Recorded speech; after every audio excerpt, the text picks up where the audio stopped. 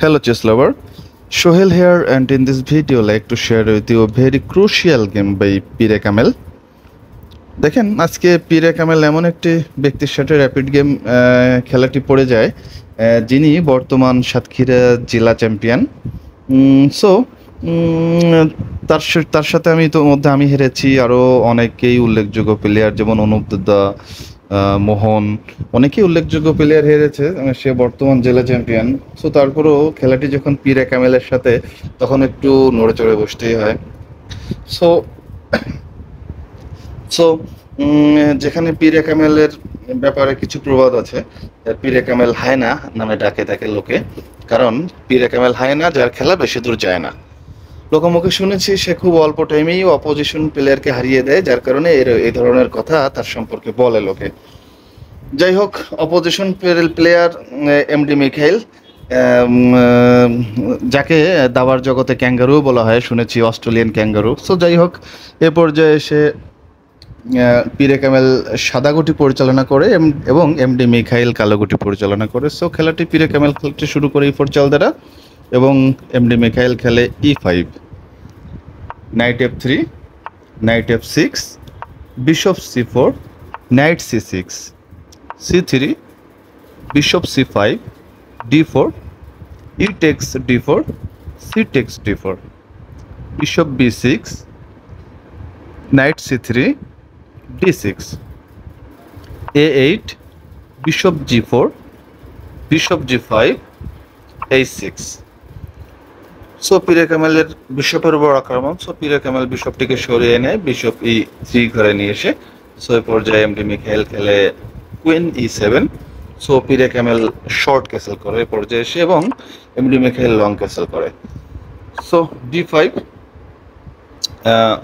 MD মিখাইলের নাইটের উপর আক্রমণ। So নাইটটিকে সরিয়ে নেয় নাইট E5 ঘরে, এবং পাশাপাশি পিরে কামেলের বিশপের উপর আক্রমণ করে। সো পিরে কামেল সরিয়ে নেয় বিশপটি E2 ঘরে নিয়ে এসে, G5, এমডি মিখাইল খেলে, এবং পিরে কামেল খেলে knight takes E5, bishop takes E2, queen takes E2, queen takes E5, bishop takes B6, A takes B6,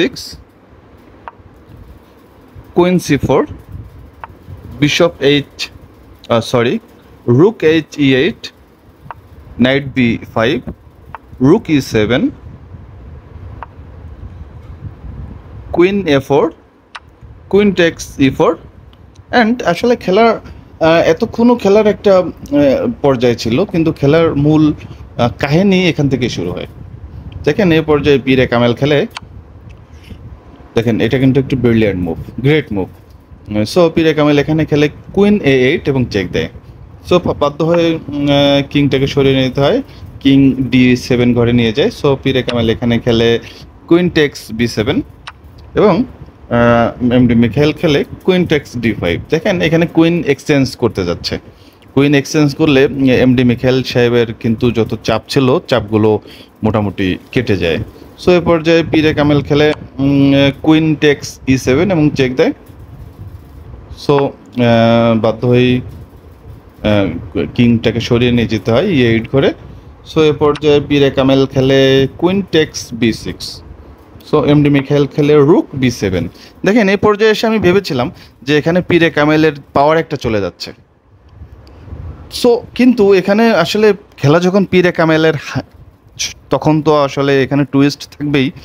so এ পর্যায়ে পিরে কামেল খেলে নাইট C7 এবং চেক দেয়। দেখেন এখানে বাধ্য হয়েই রুক দ্বারা ক্যাপচার করতে হয়, তা না হলে কিন্তু এমডি মিখাইল সাহেবের কুইন চলে যায়। সো বাধ্য হয়ে রুক দিয়ে ক্যাপচার করে, রুক text C7। So Pierre Kamel খেলে কুইন টেক্স C7। সো এ পর্যায়ে এসে এমডি মিখাইল কিংটাকে সরিয়ে নেয় চেকমেটের হাত থেকে বাঁচার জন্য। কারণ এখানে দেখেন রুক F1 ঘরে চেক দিলে একই কাহিনী হয়ে যাবে। সো এজন্যই আগেভাগে সতর্কতার সহিত সরিয়ে নেয়। এ পর্যায়ে এসে ফাইনালি পিরে কামেল হায়না কুইন টেক্স D8 এবং চেক দেয়। সো এখানে অনেক ভাবনা চিন্তা করে এমডি মিখাইল আর সামনের দিকে খেলাটি এগিয়ে নিয়ে যেতে চায় না, এখানেই রিজাইন দেয়। এবং আসলে রিজাইন না দিয়ে উপায় নেই, সো খেলাটি যখন পীর সাহেবের সাথে, তখন সবাই একটু চিন্তাভাবনা করেই আসলে চাল দেয়। সো এখানে এ পর্যায়ে এসে রিজাইন দেওয়ার ফলে পীর একামেল জয়লাভ করে